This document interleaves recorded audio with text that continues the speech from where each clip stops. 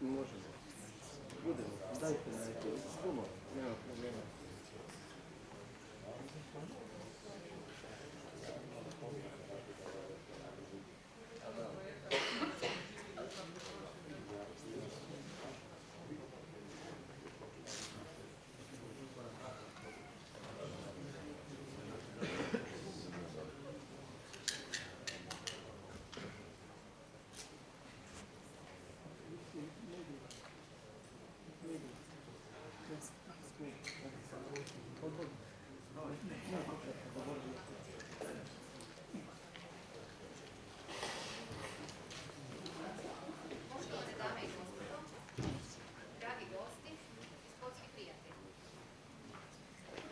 Dobrodošli na završnu konferenciju projekta strateškog upravljanja u sportu pod nazivom Better Incorporation of Good Governance Principles for Better Volleyball Success ili skraćeno BIG for VB.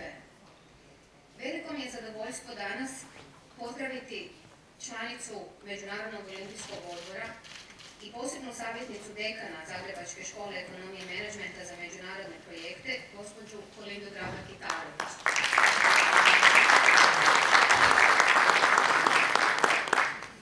Izaslanika ministrice turizma i sporta gospođe Nikoline Brnjac, državnog tajnika za sport gospodina Tomislava Družaka, državnog tajnika Ministarstva regionalnog razvoja i fondova Europske unije gospodina Šimu Erlića, člana vijeća Hrvatskog olimpijskog odbora profesora doktora Dragana Primovca, predsjednika Hrvatskog odbojkaškog saveza gospodina Antu Lakovića i našeg domaćina, dekana Zagrebačke škole ekonomije i menadžmenta, doktora Matu Njavu. Ja sam Valentina Biflin, direktorica sam Hrvatskog odbojkaškog saveza i kao voditeljica projekta danas ću biti vaš domaćin tijekom cijele konferencije.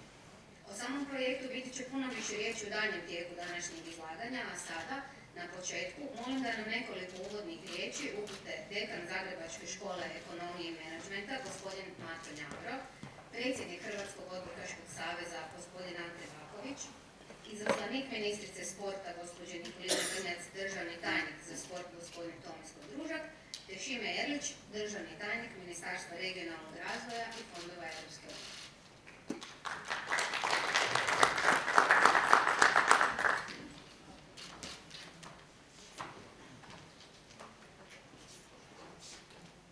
Dame i gospodo, dobrodošli na Zagrebačku školu ekonomije i menadžmenta. Izrazito mi je zadovoljstvo pozdraviti vas danas ovdje uživo i pozdraviti vas na početku ove konferencije na koju smo izrazito ponosni, budući da je Zagrebačka škola ekonomije i menadžmenta od samog početka vrlo usko surađivala ne samo sa Hrvatskim odbojkaškim savezom, već i dosta regionalnih igrača je tu bilo uključeno, kao i naši kolege, akademski partneri sa Kineziološkog fakulteta u Splitu. Danas ćete kasnije imati priliku čuti detaljnije o samim rezultatima ovog projekta. Ovo je prvi takav projekt za Zagrebačku školu ekonomije i menadžmenta. Kad kažem takav, mislim europski projekt financiran kroz Erasmus Plus sredstva, ali nikako ne i zadnji. Mi uz ovaj projekt smo također uključeni kao voditelj projekta gdje zajedno sa našim partnerima, top vrhunskim poslovnim školama iz Europe, a tu mislim na Stockholm School of Economics, znači sveučilište u Stockholmu i WHU u Njemačkoj, razvijamo također jedan projekt u kontekstu dualnih karijera i o tome ćemo možda kratko biti govora na današnjoj konferenciji, ali evo, da ne dužim previše s obzirom da smo na jednom vrlo ovako limitiranom timeline. Želim vas još jednom sve pozdraviti, zahvaliti se svim našim partnerima, Odbojkaškom savezu Hrvatske i svim drugim partnerima i zaželjeti vam vrlo uspješnu konferenciju. Sport je izrazito bitan za Zagrebačku školu ekonomije i menadžmenta. Mi idemo u tom smjeru da razvijamo naš centar za sportski menadžment. Možda je nekad sport bio odvojen od tema i domena poput ekonomije, biznisa i poslovne administracije. Danas to više nije tako.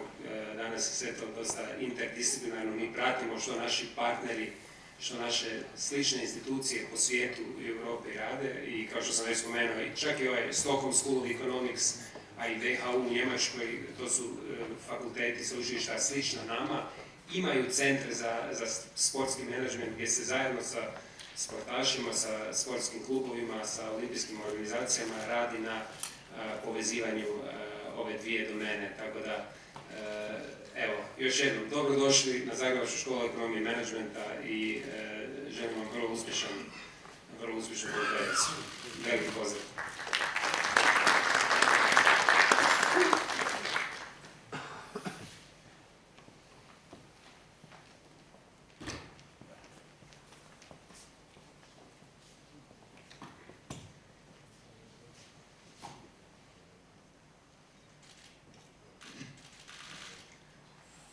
Dame i gospodo, dragi sportski prijatelji, drage kolege, velika mi je čast i zadovoljstvo danas biti tu, pozdraviti vas i ugostiti vas na prezentaciji projekta strateškog upravljanja Hrvatskog odbojkaškog saveza.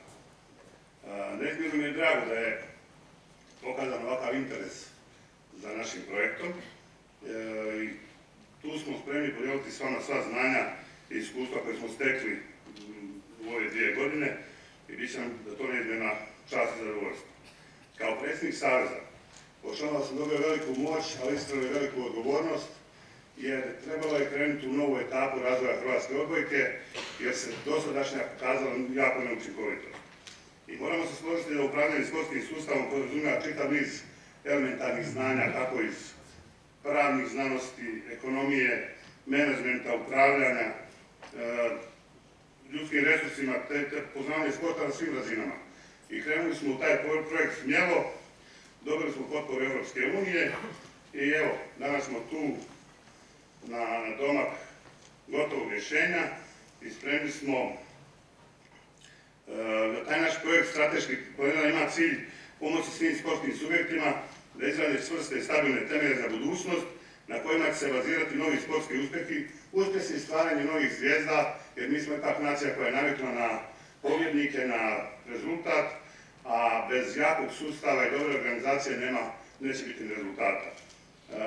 Vaš predan angažman na planiranju i razvoju predstavlja točno ono što nam je potrebno da bi gledali budućnost sporta sa velikim povjerenjem, jer upravo ste vi budućnost hrvatskog sporta, vi koji vodite nacionalne saveze i klubove.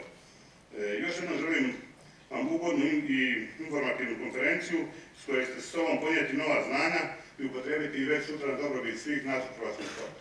Hvala vam još jednom. Živjeti.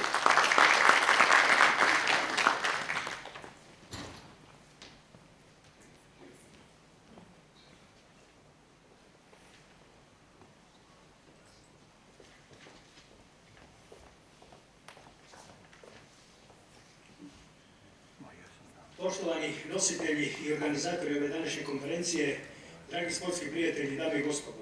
Velika mi je čast i zadovoljstvo prenijeti vam pozdrave ministrice turizma i sporta gospođe Nikoline Brnjac, svih svojih suradnica i suradnika iz Uprave za sport, te naravno i sam vas sa velikim veseljem pozdravljam. Pokrenuši ovaj projekt s temom strateškog upravljanja u sportu, kojim ste u posljednje 3 godine zajedno sa partnerima i prijateljskim odbojkaškim savezima Italije, Poljske, Austrije, Islanda i Slovenije, te 2 eminentne visoke školske ustanove Kineziološkog fakulteta iz Splita te Zagrebačke škole ekonomije i menadžmenta pokušali, a vjerujem i uspjeli, razvili metodologiju procjene i evaluacije stanja sportskih organizacija, alata za jasno definiranje ciljeva, te u konačnici i izradu strateških planova u sportskim organizacijama. Jasno definiranje mjerljivih ciljeva, mogućnost pravovremene evaluacije i sustavno dorađivanje istih osnovni su preduvjeti za dugoročno održive sportske rezultate, a kada se uzme u obzir da utvrđena metodologija postaje na neki način vlasništvo, odnosno da se pruža mogućnost korištenja stečenih znanja i od drugih sportskih organizacija u zemlji, vidi se dalekovidnost vrijednih djelatnika Hrvatskog odbojkaškog saveza i partnera. Vlada Republike Hrvatske putem Ministarstva turizma i sporta također je još tamo 2019. godine prilikom izrade prvog strateškog dokumenta u sektoru sporta Nacionalnog programa športa 2019-2026 prepoznala važnost sustavnog rada na boljoj organizaciji unutar sektora sporta, te cijeli jedan cilj od zacrtanih 6 općih ciljeva posvetila upravo strateškom upravljanju u sportu koji se temelji na definiranju vizije razvoja, jasno definiranim i mjerljivim ciljevima, te jasnoj komunikaciji svih dionika u sportu. Koristim dakle priliku da se još jednom zahvalim Hrvatskom odbojkaškom savezu i partnerima na realizaciji projekta pod nazivom Bolja inkorporacija načela dobrog upravljanja za bolji odbojkaški uspjeh. Da im čestita i na dobroj procjeni o mogućnostima korištenja sredstava iz programa Europske unije Erasmus+, te da pozovem i druge sudionike u sportu da se po uzoru na navedeno i sami uključe u osmišljavanje ovakvih i sličnih projekata koji se mogu financirati sredstvima Erasmus+ programa, a mogu bitno unaprijediti stanje u sportskim organizacijama u Republici Hrvatskoj. Hvala lijepa.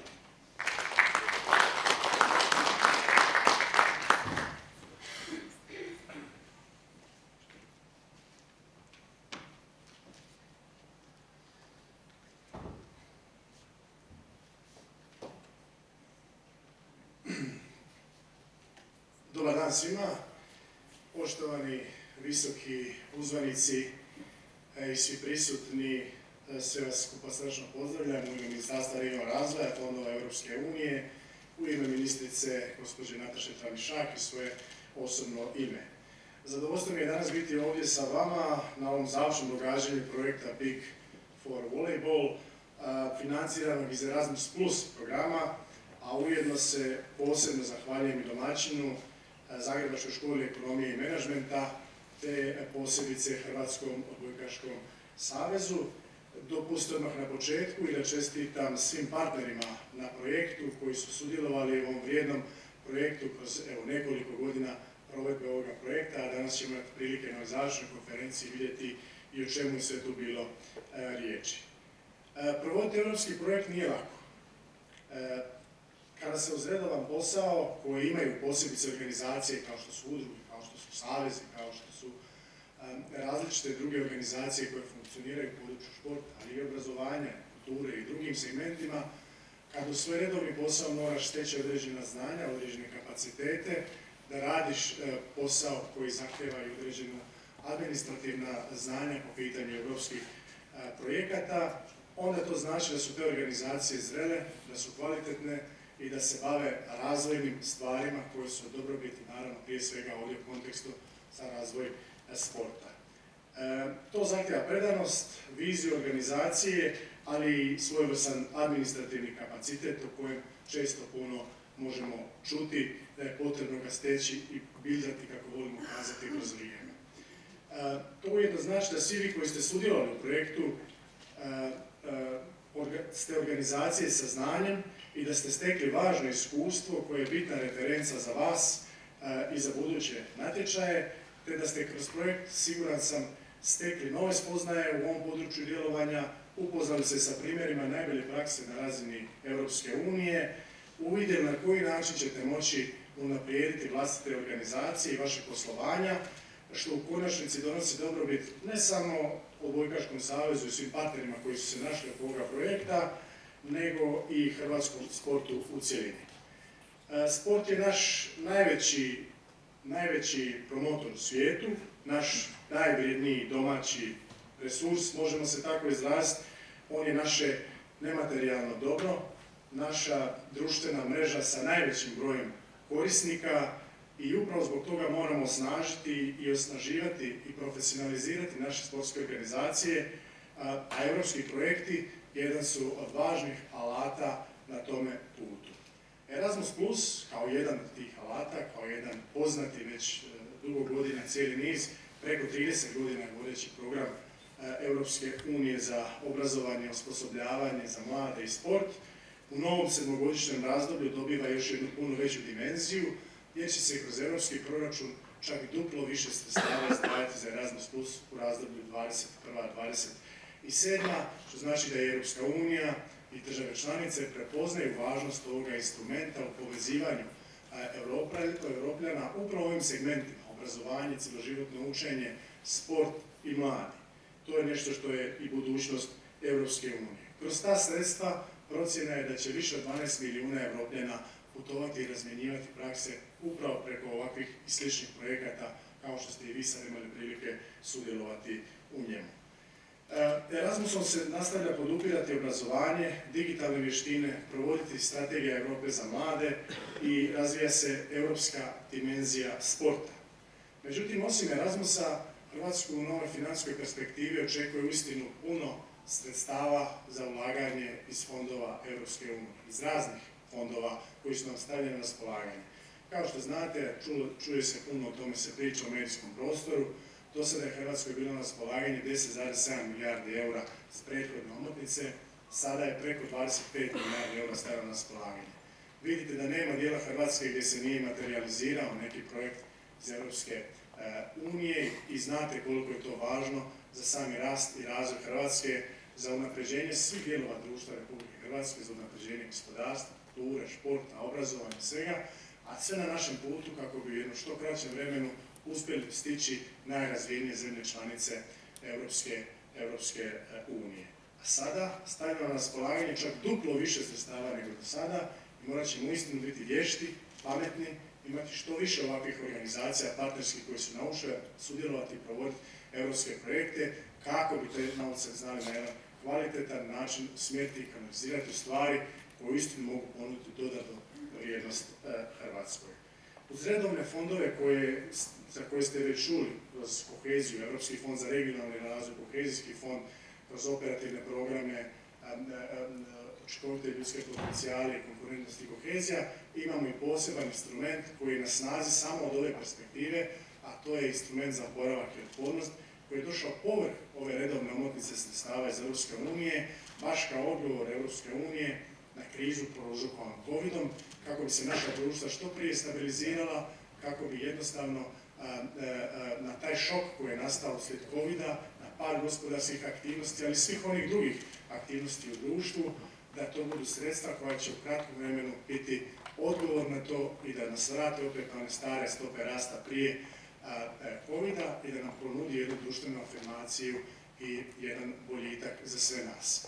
Ne samo da je ta kriza prouzrokovana Covidom i da su ta sredstva koja sam stavila na raspolaganje služe da povećamo BDP, one su prilika da iskoristimo ovu krizu za tranziciju Hrvatske, za tranziciju i hrvatskog gospodarstva, ali društveno, socijalno i svakog drugog, prema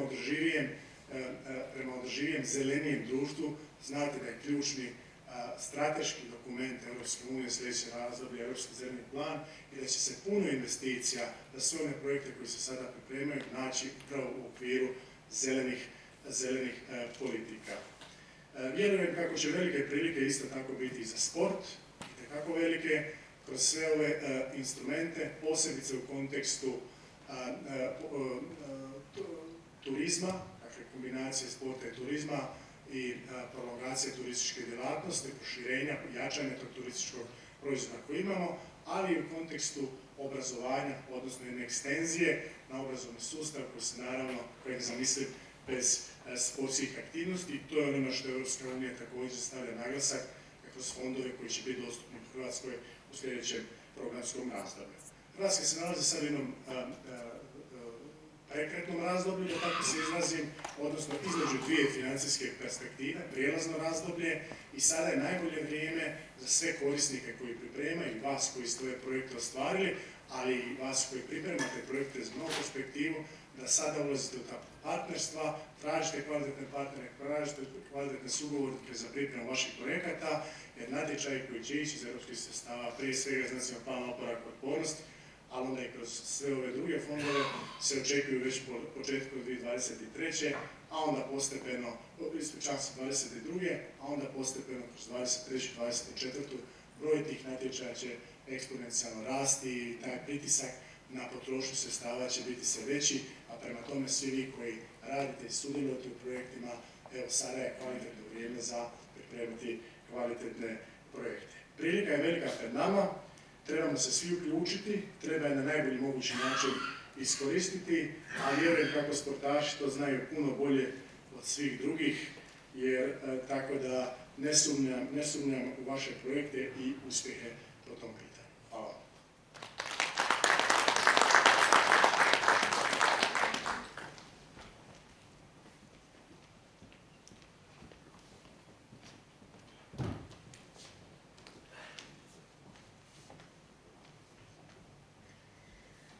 svim našim govornicima. Evo, vaša podrška mi zaista puno znači. Mi ćemo sad nastaviti dalje s našom konferencijom. Moj zadatak na početku je da vam kratko objasnim kako je uopće došlo do ideje ovog projekta, zašto smo ga osmislili, koji su nam bili ciljevi i koji su nam ishodi i zbog čega smo upravo odlučili rezultate ovog projekta, naša znanja i spoznaje koje smo stekli tijekom ove 2 godine podijeliti sa svima vama. I na početku ću se odmah ispričati, ja nisam baš izvježbani govornik, pa možda će mi ponekad trebati malo zraka, možda ću ponekad malo zamuckivati, ali nadam se da mi nećete zamjeriti.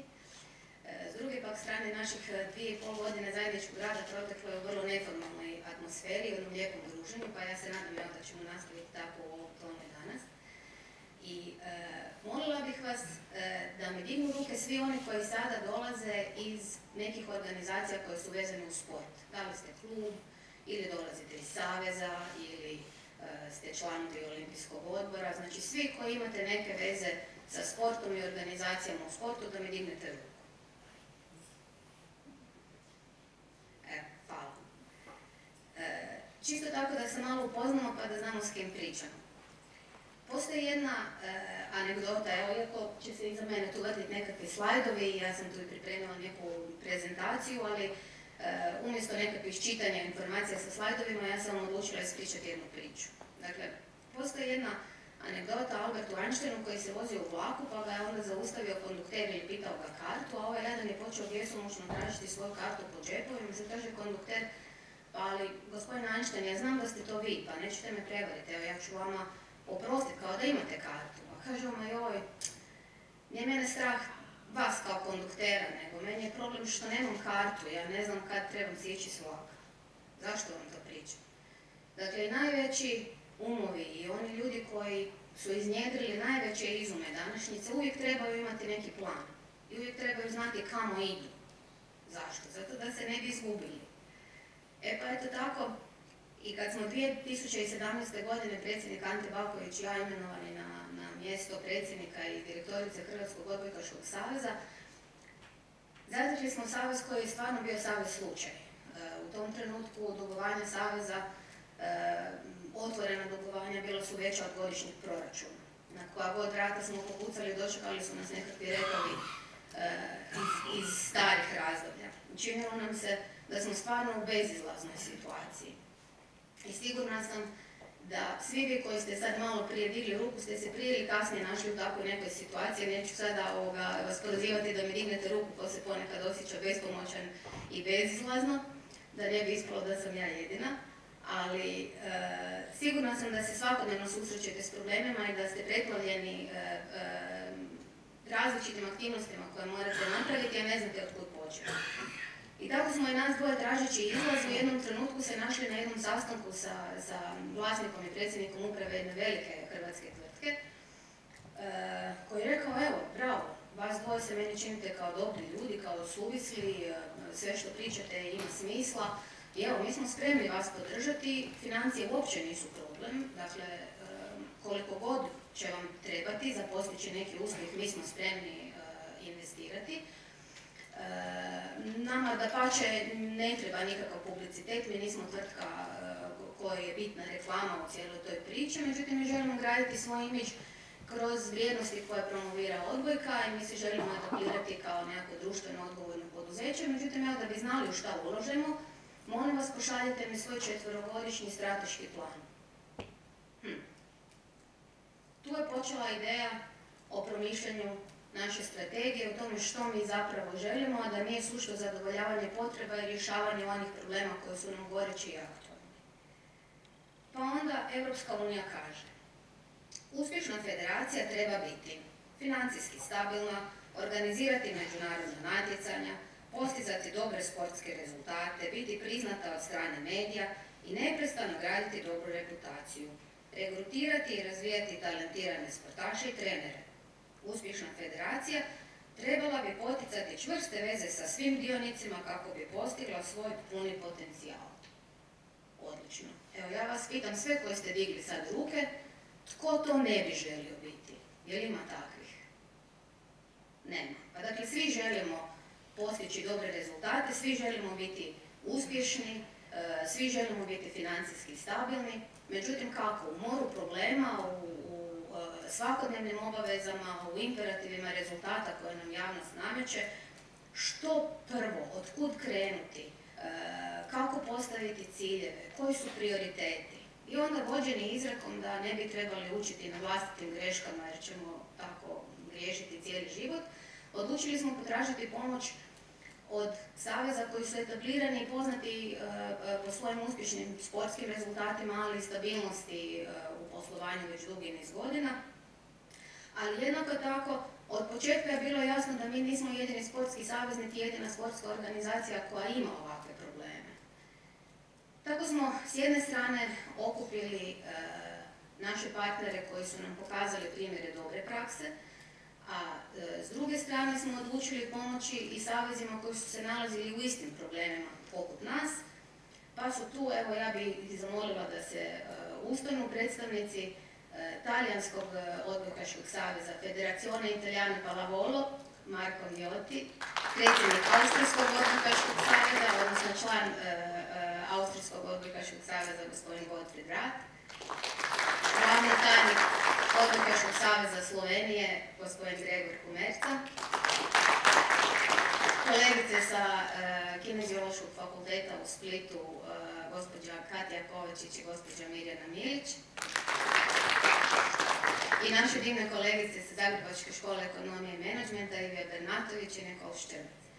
Hvala vam stvarno od srca. Žao mi je što danas s nama nisu predstavnici Poljskog odbojkaškog saveza i naš kolega s Islanda, ali evo, nažalost, zbog malih restrikcija u putovanjima nisu mogli biti s nama.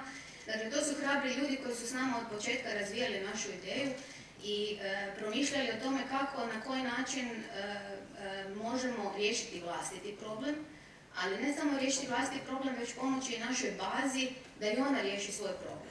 Jer ništa nećemo postići ako saniramo vrh piramide, a baza nam ostane nestabilna. Dakle, tu se rodila ideja kako da kroz rješavanje vlastitog problema napravimo sustav koji će biti od pomoći svim sportskim organizacijama, savezima, ali i klubovima svih sportova i svih rangova. Imate tu nekoliko slajdova koje vam govore o nekakvim principima dobrog upravljanja, o tome kako se definira dobro upravljanje ili good governance na nivou Europske unije, ali mislim da ono što je puno značajnije je na koji način pomoći našim malim klubovima da te principe primjene i implementiraju vlastito poslovanje i na taj način ojačaju našu bazu, a samim time ojačaju i saveze, a i naš sport u cjelini.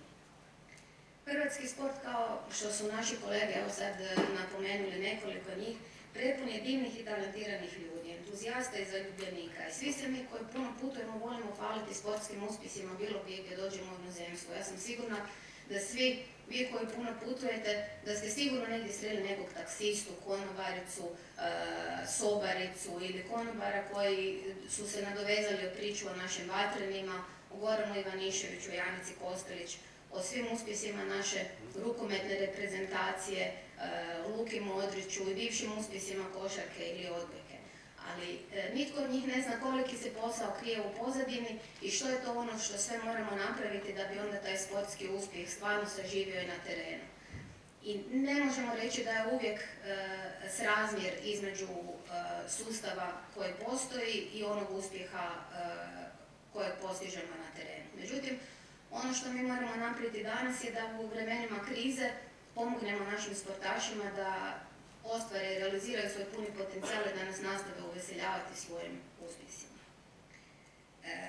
Ukoliko ćemo imati siguran plan, stabilne ciljeve, identificirati ključne probleme svog poslovanja i onda na temelju njih napraviti neki plan, mi ćemo uvijek imati svoju kartu u džepu.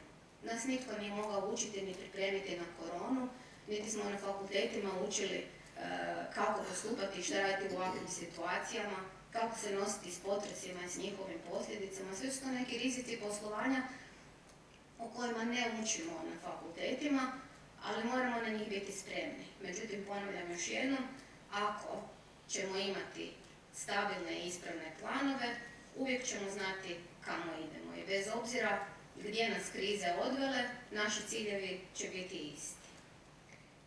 Možda se svi nećete složiti sa današnjom prezentacijom, možda se nećete pronaći u našem današnjem izlaganju, možda naš alat neće u potpunosti zadovoljiti potrebe svih vas, ali činjenica da smo se našli ovdje u ovako velikom broju i da se na našu temu odazvao ovako veliki broj ključnih ljudi hrvatskog sporta, govori da hrvatskom sportu danas treba pomoć. I neka onda barem ovo današnje druženje bude naš zalog za budućnost i početak zajedničkih razgovora o budućnosti hrvatskog sporta. Mi evo svoj prilog dajemo danas i spremni smo i dalje raditi za sve nas, jer duboko vjerujemo da svi zajedno možemo naprijed jedino ako se međusobno podržavamo i pomažemo. Činjenica je da su danas među nama eminentni stručnjaci iz sektora sporta i predstavnici dva za nas najvažnija ministarstva, pokazuju i spremnost javnog sektora da pomogne hrvatskom sportu, a na nama je da definiramo točno što želimo, obvežemo se na odgovornost za rezultate i krenemo raditi na realizaciji. Ja se nadam da će vam naš alat u tome zaista pomoći. Još jednom, evo, zahvaljujem na odazivu, želim vam ugodan i zanimljiv nastavak. Predstavljam vam kolegice iz Zagrebačke škole ekonomije i menadžmenta koja će vas korak po korak uputiti u to što vam alat nudi. I evo, još jednom, hvala vam puno i vidimo se za nekoliko minuta ponovno.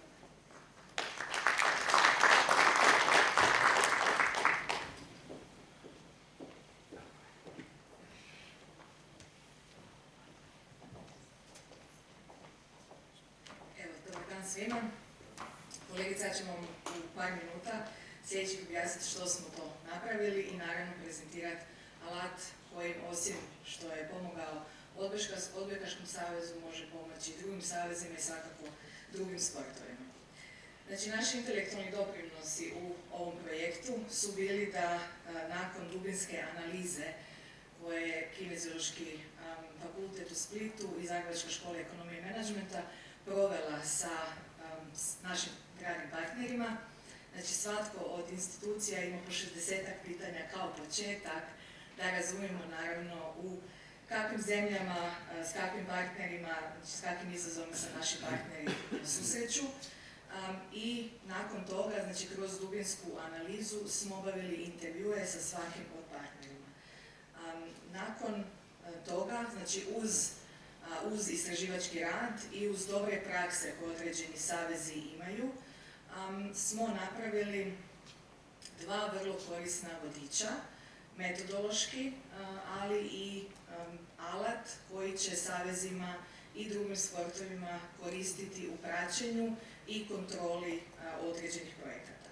Sad, kako je već naša kolegica Valentina rekla da određeni savez već imaju dobre prakse, a neki imaju malo više izazova, tu smo uz vodiče stvorili isto tako jedan upitnik koji će savezima pokazati pravi put od kud u stvari krenuti. Znači, ako određeni savez nema možda strategiju, misiju, viziju ili ne zna od kuda koristiti naš alat, u ovom upitniku sa oko 45 pitanja oni u stvari kreću u pravu prvotnu stratešku analizu svoga saveza, ali kroz sportski i poslovni dio. Na našim stranicama, znači na stranici ovog projekta, jedan vrlo opsežan user guide ili vodič kroz ovaj alat i kroz cijelu metodologiju možete svakako proći i bilo koji sport u kojem jeste, vjerujemo da će uz ove 2 godine rada na ovom projektu svakako vam pomoći u svim projektima koje imate. Kolegica će malo više samo objasniti alat koji više koristi naravno za praćenje i provedbu samog projekta. Evo, dobar dan svima. Ovo je primjer našeg alata koji je javno dostupan i besplatan na tool.big4vb.eu. Ovo je početna stranica jednog alata. Znači, naš finalan ishod, finalan output ovog projekta bio je stvoriti online alat koji će pomoći savezima, klubovima ili drugim sportskim organizacijama da bi plan koji imaju mogli pratiti. Znači, da bi se znalo tko je u planu odgovoran za koji dio, za koji strateški cilj ili za koju aktivnost, koji su nekakvi rokovi. Međutim, da bi netko mogao koristiti taj alat i taj projekt, ono što je prethodno napraviti prije, a to je razviti 5-godišnji strateški plan i 2-godišnji akcijski plan. Znači, ovaj tool koji je dostupan na ovoj stranici, znači nakon što se registrirate ili oni koji već imaju se logirate, tu vas korak po korak vodi u druge dijelove. Znači, kada uđete u tool, znači vaše je napraviti cilj, ovo je primjer koji smo napravili za današnju konferenciju, primjerice strateški plan od 2021. do 2026. godine. Neki od odbojkaških saveza koji su nam bili primjeri dobre prakse, evo tu je i Italija od koje smo jako puno naučili u ovom projektu i gdje jako, možda nismo znali tako puno o odbojci i nekakvim formalnim stvarima, naučile smo.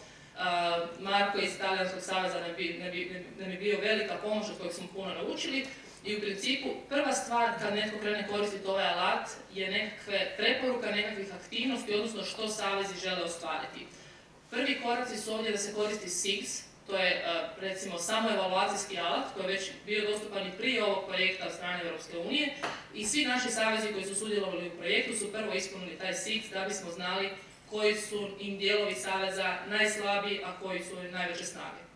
Nakon toga smo svi zajedno razvili questionnaire, odnosno nekakvih 45 pitanja u Excelu, na koje savezi odgovaraju, to su multiple choice questions. Znači, kad kažem savezi, mi smo radili na primjerima saveza, ali je upitnik odgovarajući i za klubove ili za nekakve druge sportske organizacije i na temelju tih 45 odgovorenih pitanja u principu se dobiva popis preporučenih aktivnosti. Primjerice, evo, ovo je samo prvih par pitanja, znači njih 45 na svaki ponuđeni odgovor, ovisno o odgovoru na koji ste odgovorili, preporuča vam se druga aktivnost koja je najbolji put kako biste vi ostvarili svoj strateški cilj. Naravno, ove aktivnosti su djelomično generalne, djelomično su specifične s obzirom da je ovo nešto što mora biti primjenjivo na sve sportove i na sve saveze, pa tako naravno da će vjerojatno većina saveza da će vam nešto biti korisno, a da neke stvari ćete možda više specijalizirati i prilagoditi točno sebi. Primjerice, ovo je kada se napravi projekt u toolu, prvi korak je napraviti strateški cilj, recimo da nam je jedan od strateških ciljeva ovako generalno financijska stabilnost. Uz pomoć SIGS-a ili uz pomoć Excel tablice, ili ako već imate svoj plan aktivnosti, piše se sub-goal, odnosno nekakav manji cilj što točno želimo i na koji način postići financijsku stabilnost. To je u ovom primjeru recimo povećati sredstava od sponzora, raditi fundraising i drugi načini dodatnog financiranja. Odabrat ćemo i datum, odnosno recimo koji nam je finalan deadline za ovaj projekt. Idući korak nam je koje su nam aktivnosti, znači na koji način ćemo mi prikupiti dodatna financijska sredstva, na koji način ćemo privući nove sponzore, znači recimo da nam je onda prva aktivnost da se razvije novi plan, nekako novi inovativniji program za sponzore na koje ćemo ih privući, da se sponzorima nude nekakve konkretne i njima zanimljive stvari. Pa vas ovdje pita koliko zaposlenika je potrebno izvršiti ovu aktivnost, zašto smo to pitali i zašto je to tu, zato što smo primijetili da puno saveza ima problema sa manjkom ljudskih resursa, odnosno da su zaposlenici ili preopterećeni ili da ih je premalo, pa smo tu išli i u smjeru razvijanja kulture volontera i u smjeru suradnje sa visokoobrazovnim institucijama koje savezima itekako mogu biti od pomoći. Tko će raditi ovu aktivnost, koliko je vremena potrebno i jesu li potrebni ikakvi financijski resursi. Također ima pitanje ako je recimo aktivnost da se razvije novi prijedlog za sponzore, znači novi nekakav sponzorski paket, postoji li nekakva predradnja, nešto što vam treba prije toga. Ono što je onda nekakav finalan produkt ovog projekta je gantogram koji vam pokazuje vaše aktivnosti gdje točno vidite preklapa li se nekakav zaposlenik, odnosno jesu li sve ove aktivnosti na jednom zaposleniku gdje onda možemo vidjeti da su zaposlenici preopterećeni ili nisu, odnosno je li nekakav cilj provediv ili nije provediv u odnosu na dostupne resurse i financijske i ljudske.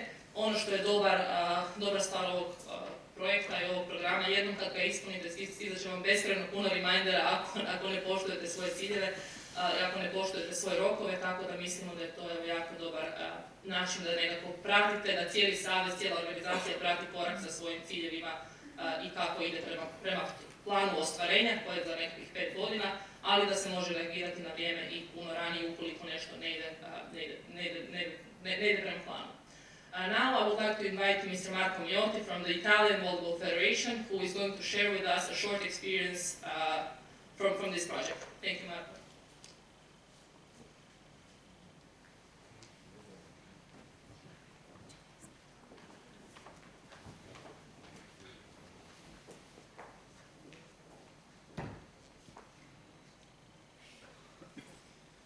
Okay, hi, good morning everyone. First of all, I would like to thank all the people who made Big for Volleyball project able to come to life, and especially to Valentina Bicklin and Frane Zanic. I met Valentina and Frane for the first time in Rome in 2018 at the Italian Volleyball Federation building, and as soon as they presented the idea of this project, we said yes. Yes, because it's very difficult to connect all these federations for a common project. We usually see each other during competition, but as you can imagine, we are too concentrated on the results than on the exchange of ideas and experiences. So regarding this project, I pointed out some questions that I would like to answer for our experience, of course. So what are the benefits of Big for Volleyball for your federation, for my federation? FIPAB, like all federations, wants to reach certain goals, but sometimes along the way the objectives themselves become blurred and the path to achieve them becomes very complicated and impervious. This is because unfortunately sometimes it's not possible to identify the right objectives and the best and fastest ways to achieve them. There are many variables that can hinder the process and make the federation a less connected and in successful body. Working on this project using the Big for Volleyball methodology was very useful in identifying the real needs of the federation, which can sometimes be confused or lost, and determine the possible difficulties along the way and drawing up the right action plans to get straight to the target. So the second question, what you learned from this project? So as I said before, the added value of this project was certainly the partnership. Knowing and working closely with the largest and most important European federation has allowed us to improve our knowledge of volleyball and in general to learn from each different realities, suggestions and important ideas that will act as a stimulus for the development of our respective federation. But above all, the exchange of ideas and the close contact that has led us, has led us to further stronger relationship between our countries and federation. So the third question and the last question, how will you use Big for Volleyball outcomes in your further organization? For sure, the most important aspect of the result of the project will be the dissemination, both in terms of methodology used and in terms of the possible implementation and development for different realities. This methodology can be applied to different fields of volleyball and sport in general and can be adapted to our needs and goals. So thank you very much.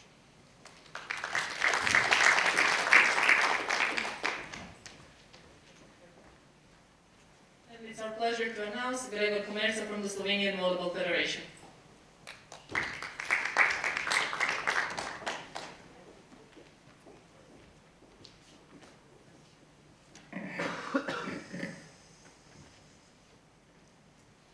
Ladies and gentlemen, dear guests, I will present you on behalf of Volleyball Federation of Slovenia the final product of this project, let's say our newborn strategy 2021-2025.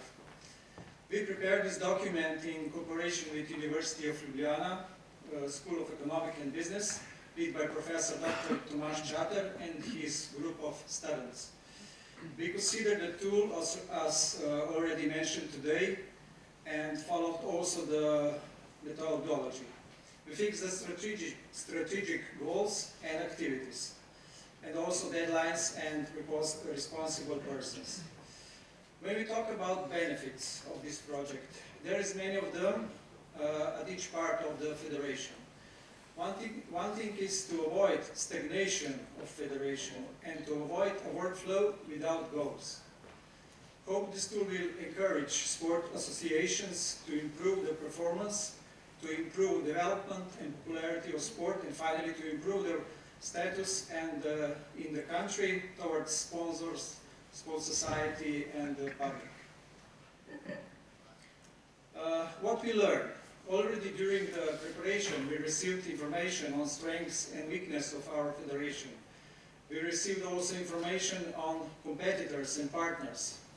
What we learned from this project is importance of long-term goals, importance of responsibilities, and success of every sport institution depends on a good plan.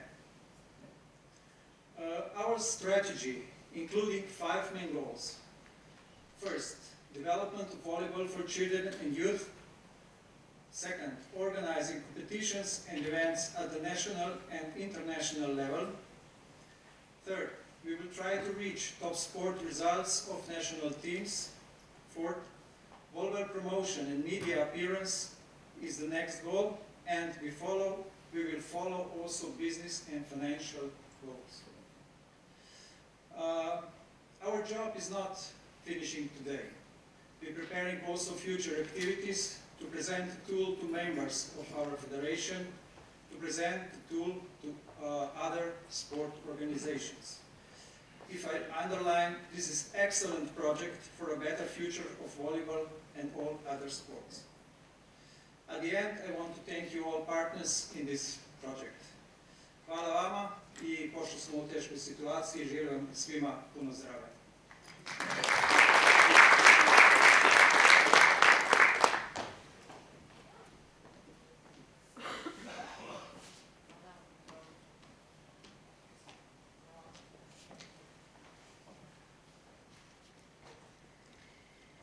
Hvala našim kolegama, hvala kolegicama iz Zagrebačke škole ekonomije i menadžmenta. Kako je Sir Winston Churchill jednom prilikom rekao, koliko god lijepa bila strategija, dobro je s vremena na vrijeme provjeriti rezultate.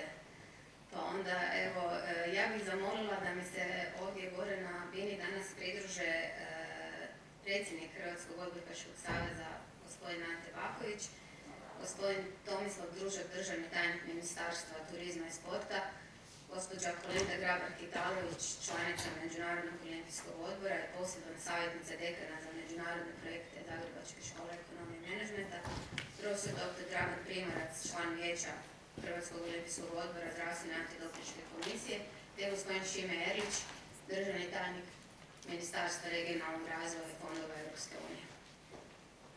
Nastavit ćemo na današnju konferenciju kratkim panelom u kojem će naši eminentni gosti dati svoje viđenje i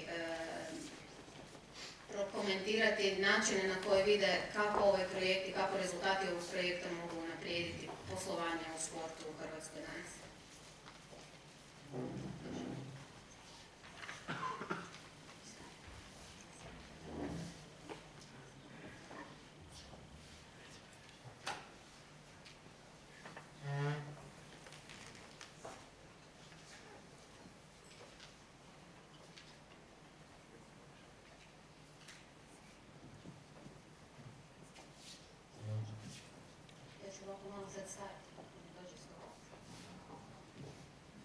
Hvala vam. Ne, kako? Dolazite. Sjedite. Hvala vam, evo svima još jednom što ste se odazvali našem današnjem pozivu.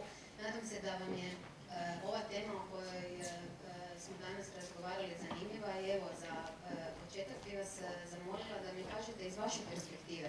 Mislite li da je strateško upravljanje u sportu važno i zašto? Evo, možda gospođa Kolinda bude prva.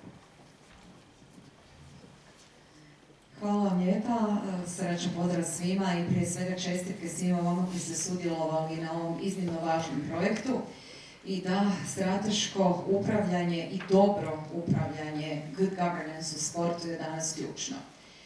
Jednostavno zato što i razvojem novih komunikacija i društvenih mreža, a interesom za sport vidimo sve veću zainteresiranost kako opće javnosti, tako i medija i naravno svih organizacija koje sudjeluju u financiranju sporta za sport, jednako kao i samih građana, odnosno ljudi koji se žele baviti sportom.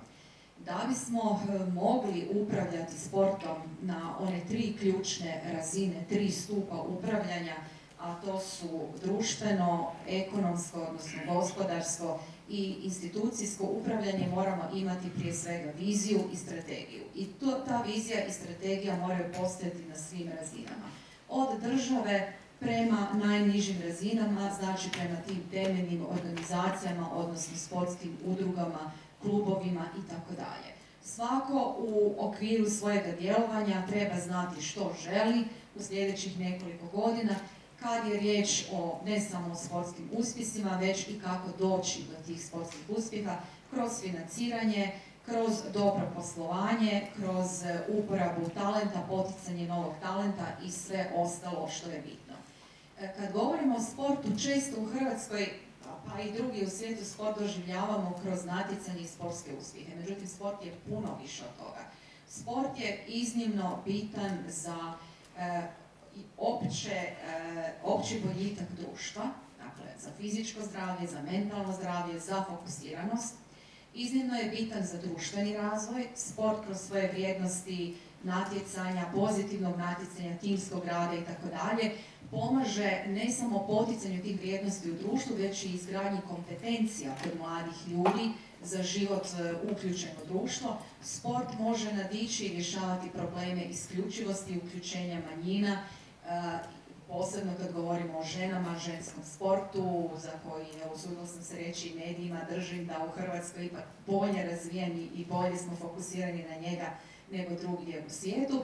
I naravno, ekonomska važnost sporta je iznimno bitna. Na europskoj razini, a danas govorimo o europskim smjernicama, udio sporta, odnosno ono što donosi sport, bilo monetarnim, financijskim, bilo nemonetarnim prinosom, iznosi otprilike 2,12% sveukupnog BDP-a, to je na razini prije pandemije. Znači, on pridonosi ekonomijama koliko zajedno poljoprivreda, šumarstvo i ribarstvo, koje su iznimno bitna europska politika i kreira više od 5 milijuna radnih mjesta na europskoj razini. Dakle, ta ekonomska dimenzija je iznimno bitna ne samo pri zaradi u sportu, samom sportu samih sportaša, već i kroz zaradu općenito udruga i nacionalnog sporta, ali i kroz ono što sam rekla, kroz te nemonetarne prinose kao što su uštede u zdravstvenom osiguranju i drugdje, zbog toga što se kroz sportski život potiče zdravlje nacije i tako dalje. Dakle, za sve to treba imati viziju i strategiju kako to provesti i u današnjem svijetu tolike kompetitivnosti i natjecanje na svim razinama, uključujući za financijska sredstva, to je ključno. Evo sad kad ste spomenuli natjecanje za financijska sredstva, s nama je gospodin Šime Erlić. Pa evo iz vaše perspektive, koje su prednosti i koristi strateškog upravljanja kad govorimo o apliciranju sportskih organizacija na fondove Europske unije? A evo vidjeli ste i ovaj projekt, ja sam to istaknuo u uvodnom govoru, koliko je važno da se organizacije koje žele sudjelovati na sredstvima Europske unije apliciraju upravo kroz ovakve projekte međunarodne suradnje, pa zatim projekte prekogranične suradnje, transnacionalne suradnje. I na taj način od snažnijih organizacija i iskusnijih organizacija, posebice govorimo na raznih zemalja članica Europske unije, onih najrazvijenijih zemalja, najrazvijenijih saveza, organizacija, dobivaju ta vrijedna iskustva koja su bitna kod provedbe europskih projekata. Bitno je izuzetno imati strategije, akcijske planove, temelje kojih se onda vrše prijave na različite natječaje koji su dostupni. Upravo je to i ono što se kod svih natječaja za sredstva Europske unije traži, da se ima strategija, opravdanje i viši cilj koji je potrebno postići da bi se neko ulaganje ostvarilo. Mislim da su prilike za sport bitne i velike u sljedećoj programskoj perspektivi. Kada gledamo samo kroz Erasmus, koji je jedan programa kroz koji se financiraju ovaj projekt o kojem smo danas ovdje slušali, on će se poduplati u svoje vrijednosti, upravo zato što Europska unija shvaća važnost koju on pruža različitim organizacijama i tu je taj dio alokacije za sport također povećan. Što se tiče raznih dostupnih izvora financiranja, sad bi mogli ići u različite detalje, ali načelno govoreći, osim nacionalnog plana oporavka i otpornosti, koji će ovaj kolega Družak vjerujem više moći kazati jer je i direktna ingerencija i samoga turizma, onda i sporta. Sport se vidi kao ekstenzija dijelom na turizam, a dijelom na obrazovanje i obrazovnu infrastrukturu. Znamo koliko je ta poveznica bitna. Naravno, Europska unija kao takva, kroz jedna zajednička sredstva, da se tako izrazimo, novac poreznih obveznika ili fondovi koji se pretaču na fondove s kojih se financiraju različna javna javna ulaganja, ne potiče sam po sebi profesionalni sport u tom smislu. Međutim, obrazovanje, a znamo koliko je važan sport u tom dijelu segmentu razvoja društva, da se razvije sport kroz obrazovanje i kroz obrazovnu infrastrukturu, kada pričamo ne samo o urbanim sredinama, nego potpomognutim područjima, brdsko-planinskim, u svim dijelovima Republike Hrvatske, ne smijemo zaboraviti da postoji puno dijelova Republike Hrvatske koji nisu niti infrastrukturom, niti stupnjem razvijenosti na razini koje bi mogla ponuditi neke druge zemlje članice. Upravo su zato i uvijek to kažemo, ističemo naši europski sportski i svjetski uspjesi zapravo zapaljujući dobri obzir na stvari koje što trebamo puno ulagati. Ja se nadam da će i vjerujem da hoće kroz europska sredstva u sljedećem razdoblju se pronaći prilika i za sport, kažemo uz ekstenzije i prilagodbu ovim drugim isto sektorima koji trebaju biti na nekakav u sinergijskom djelovanju faktor razvoja društva i siguran sam da će se unutar tih posebice obrazovanja pronaći dodatni izvori financiranja. Kažem, nacionalni plan oporavka i otpornosti, operativni programi koji su nam sada na snazi, dakle konkurentnost i kohezija, to je za ulaganje u infrastrukturu, posebice obrazovni, zatim Europski socijalni fond kroz njega ulaganje u različite programe, tu govorimo manje o infrastrukturnom, a više o programskome, primjerice uključivanje različitih organiziranih skupina društva u športske aktivnosti, na taj način posticanje inkluzije i nešto što će se također nastaviti podupirati u sljedećem programskome razdoblju, ali recimo i ulaganja koja se tiču područja koja zaostaju u razvoju, malu športsku infrastrukturu i ulaganja kroz programe ruralnog razvoja također sadrže komponente športa, odnosno ulaganja društvene infrastrukture. Tako da vjerujem da kroz sva ulaganja ćemo imati prilike podići tu razinu opremljenosti športske infrastrukture i naprosto podići jedan standard primaknuti se ovim najrazvijenim zemljama članicama po tom pitanju. Hvala vam, hvala na ovim informacijama o ulaganju u infrastrukturu, ali evo spomenuli ste i obrazovanje, pa u tom smislu drago mi je što je s nama i profesor dr. Dragan Primorac i kao član Vijeća Hrvatskog olimpijskog odbora i kao bivši ministar obrazovanja. Pa mi ponekad često percipiramo nekakav nedostatak kadrova ili nedostatak stručnih kompetencija u sportskim organizacijama kao jednu od prepreka, jedan od izazova s kojima se susrećemo. Pa, da li vi mislite da su to možda neki od prepreka u strateškom upravljanju, da jednostavno možda naši klubovi na nižim razinama nisu dovoljno kompetentni i ljudi koji ih vode su možda iz nekih drugih područja gospodarstva više nego iz nekih područja koje bi im omogućilo strateško upravljanje. Kako mislite da bismo mogli taj dio unaprijediti, kako im pomoći jednostavno da to segnu nivo koje im je potrebno? Hvala lijepo. Na početku želim pozdraviti kolege koji dolaze iz inozemstva. Ne znam da li mogu pratiti što mi razgovaraju prevod. I just would like to, okay, you're doing perfectly fine. Either you understand Croatian or you have translated. What is going on? Okay, good. They already learned Croatian. That's good. Gledajte, kad govorimo o tome, ja ću napraviti poveznicu sa obrazovanjem i znanosti. Pitanje izvrsnosti, to nije pitanje slučajnosti. To je pitanje odabira. I uvijek vam je pitanje šta ste vi odabrali u životu.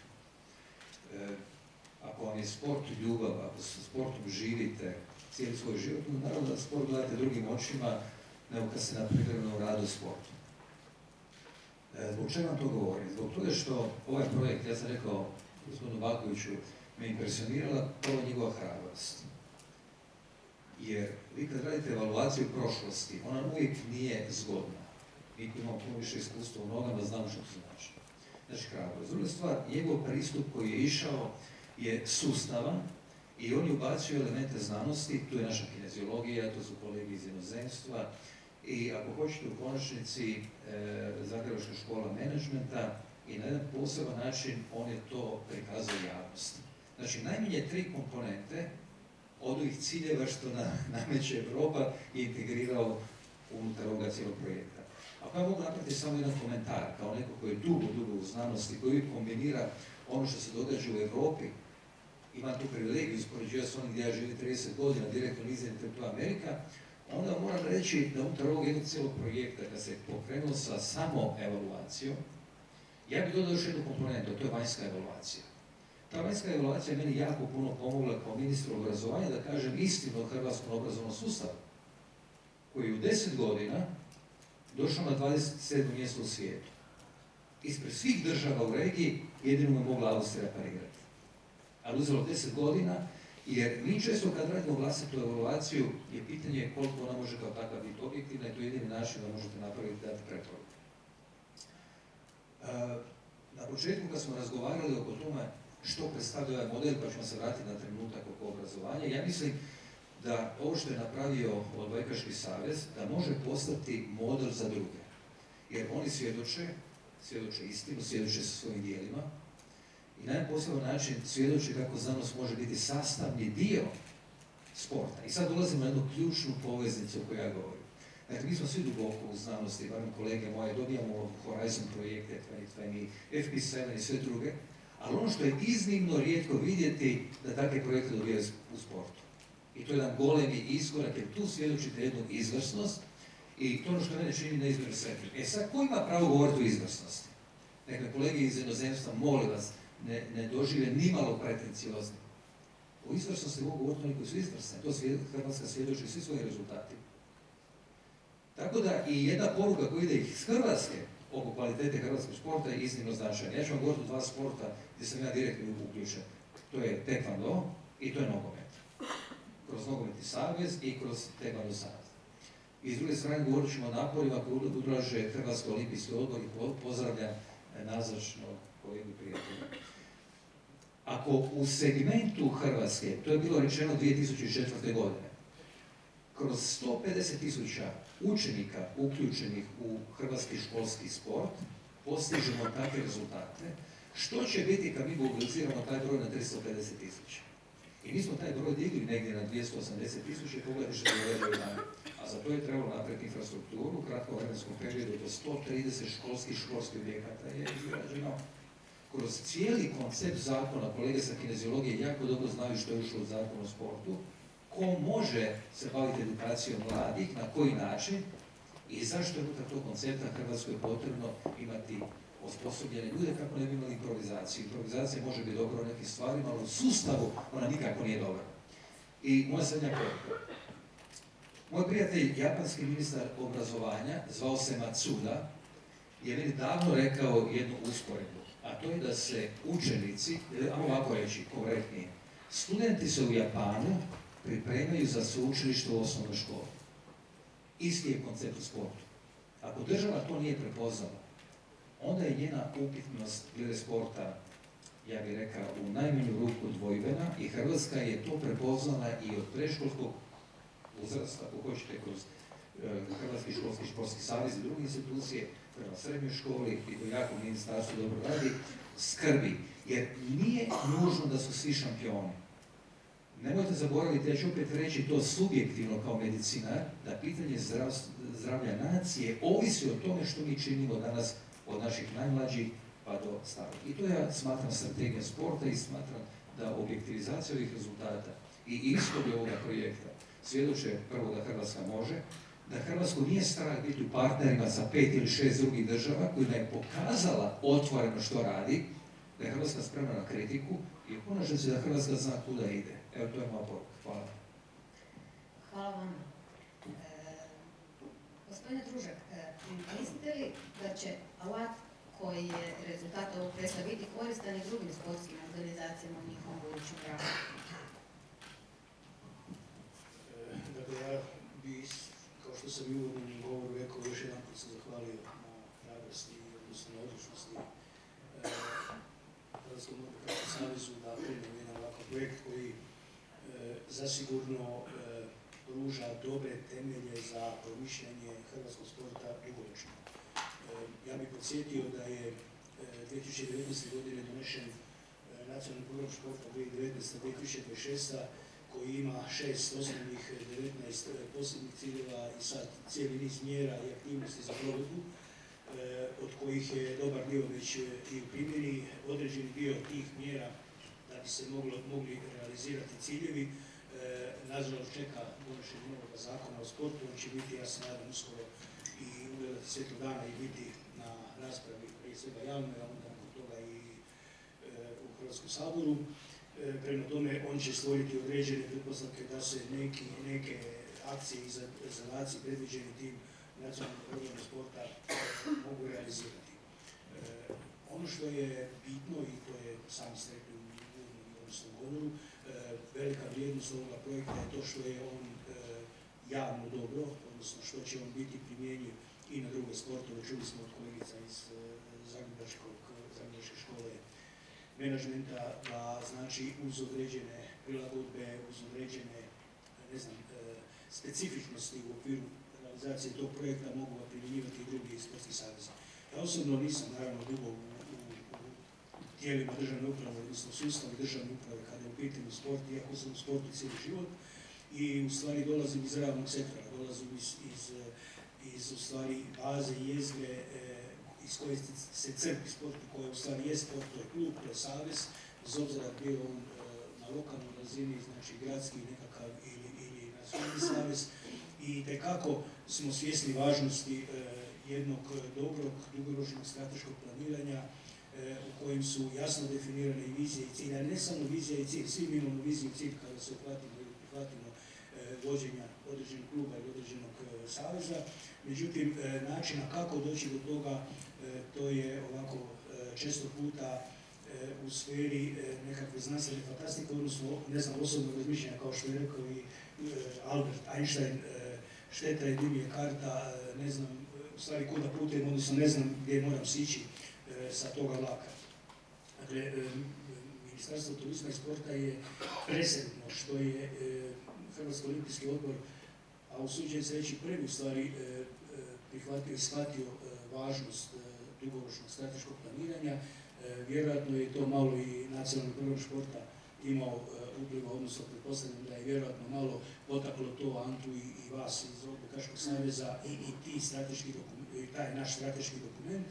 I ono što je dobro, što ćemo se mi potruditi da vam pomognemo, odnosno da zajedno s vama i ovaj projekt i dalje ugleda svjetlo dana, odnosno da ga probamo producirati i promovirati prema svim ostalim dionicima u hrvatskom sportu. Hvala. Evo, predsjedniče, možete nam vi ovako iz prve ruke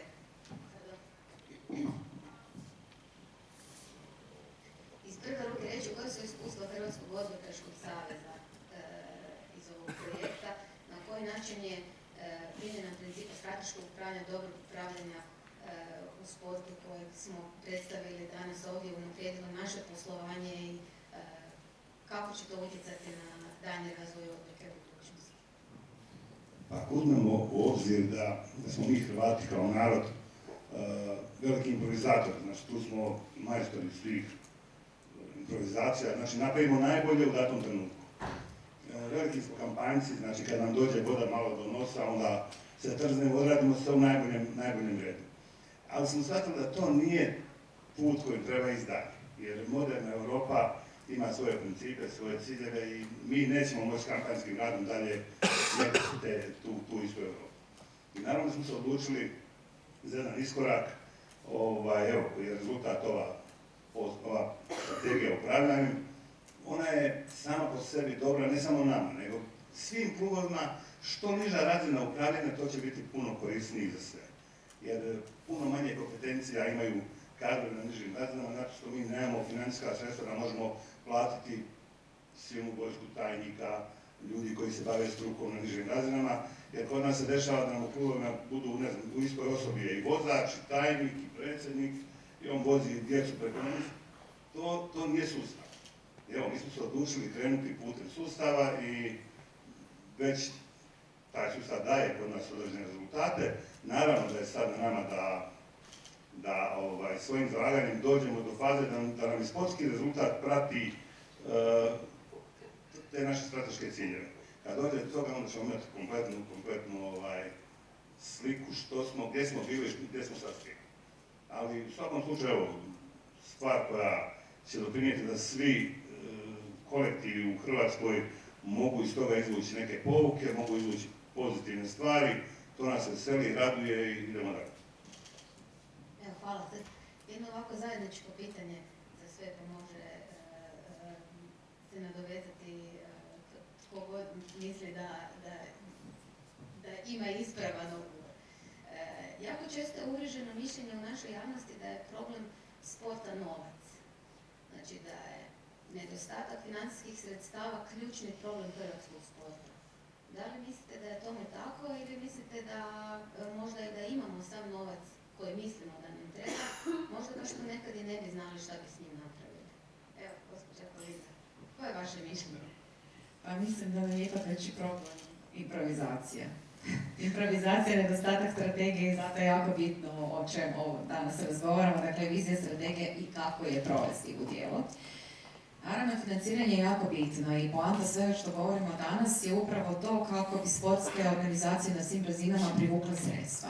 Iz europskih fondova, iz donacija, od Međunarodnog olimpijskog odbora, ali naravno nacionalnih sredstava i tako dalje. Zato je iznimno bitna transparentnost u poslovanju i odgovornost u poslovanju, KPIs, Key Performance Indicators, znači ključni indikatori poslovanja, odnosno djelovanja, koji trebaju biti donešeni temeljem samoocjenjivanja, ali i vanjskog ocjenjivanja, revizije i tako dalje.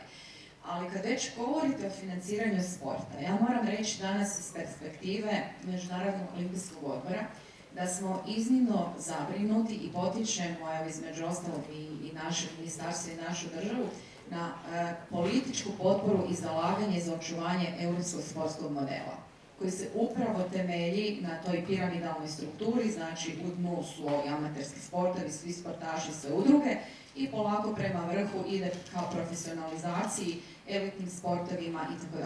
Međutim, u doba komercijalizacije sporta vidimo ne samo tu učinke te komercijalizacije na djelovanje pojedinih klubova, već i na same federacije pokušaje osnivanja nekih drugih tijela koje su mimo tog europskog sportskog modela i modela solidarnog financiranja. Znači ono što se zarađuje u elitnom sportu treba vraćati na ove temeljne razine, upravo zato kako bismo mogli razvijati novi sportski talent, ali i kako bismo mogli djelovati prema onome što smo svi mi zapravo rekli, a to je prema dobrobiti i zdravlju same nacije, same države. Dakle, isključiti, unaprijediti zdravstvo, zdravstveni sustav, isključiti te troškove i gledati prema sportu ne samo kao alatu za sportske uspjehe i naravno jednim od najvećih promidžbenih sredstava Republike Hrvatske, tome apsolutno svi svjedočimo, poznati smo po prirodnim ljepotama i sportu i sportašima, već kako ulagati u to da bude ulaganje u talent, u ljude, ne samo u sportsku infrastrukturu koja nam iznimno nedostaje. I moram vam reći doista da evo kao osoba sada, ne kao članica Međunarodnog odbora, nego kao građanka, državljanka Republike Hrvatske, jako mi idu na žice ove rasprave treba li nama nacionalni stadion ili ne treba. Naravno da nam trebaju novi stadion, da nam treba jedan reprezentativan stadion koji će pratiti sve ono što su Luka Modrić i mnogi bezimeni sportaši postavili, dakle da idemo u tom pravcu. Razvoj sportske infrastrukture apsolutno je nužan, jer danas, nažalost, više u ovoj eri svih ovih ugroza za djecu više ne puštamo djecu van u parkove, na ulice, kao što smo mi to radili još naša generacija, da igraju, imaju tamo nekakav koš ili gol, pa igraju slobodno, nego evo, organiziramo im vrijeme i strukturiramo, pa im onda moramo omogućiti i strukturiranje sportske djelatnosti.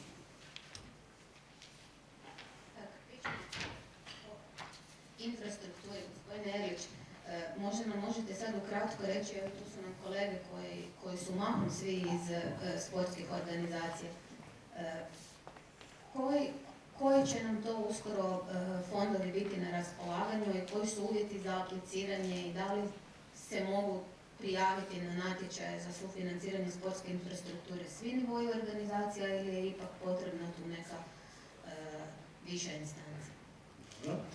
Ja ću nastaviti okvirno protočati jer ima puno toga, a trenutno se programira, a onda moramo uzeti sa dozom zadrške da sve ovo što sad trenutno radimo još mora biti odrađeno od strane Europske komisije kroz jedan pregovarački proces. Sad sam prije naglasio da se nalazimo u jednom prijelaznom razdoblju između dvije financijske perspektive Europske unije i da ovih dana trenutak kada se trebaju pripremati projekti jer financiranja će biti u različitim segmentima društvenog djelovanja, tako i za sport, ne možda toliko samostalno za sport, ali u različitim kontekstima da, gdje se opet mogu ostvariti dobre priče i realizirati dobri i kvalitetni projekti.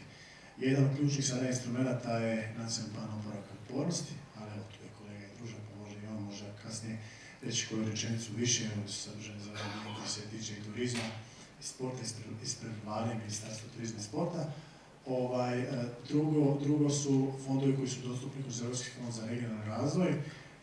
Unutar njega, razvio sam prije svega obrazovna infrastruktura i športske dvorane, športske igrališta koja idu uz tu obrazovnu infrastrukturu. Ako me pitate sada baš za veliku športske centre, rekreacijske i takve slične centre, onda to nije primarni fokus ovoga sada dijela pregovora sa komisijom, što mogu vidjeti iščitavati sadašnjih dokumenta i nacrta dokumenta. Jedan dio kroz nacionalni plan oporavka i otpornosti svakako da. Ulaganja za komercijalne namjene koje dakle imaju kontekst sporta vezano uz turizam ili bilo kakvu drugu komercijalnu namjenu, nekakav wellness i sve ostalo, recimo vrhunski sportaši, pa unutar određenih centara, ulaganje športske takve centre i moguć, ali opet uz povoljne zajmove koje sad imamo opet u kontekstu evropskih instrumenta koji su nam stavljeni na raspolaganje. To su za ove projekte koji imaju komercijalnu namjenu. Za njih ne idu onda uglavnom grantovi, dakle bespovratna sredstva, nego sredstva koja su onda slične kreditima, ali sa povoljnim kamatnim stopama i drugim oblicima pogodnosti.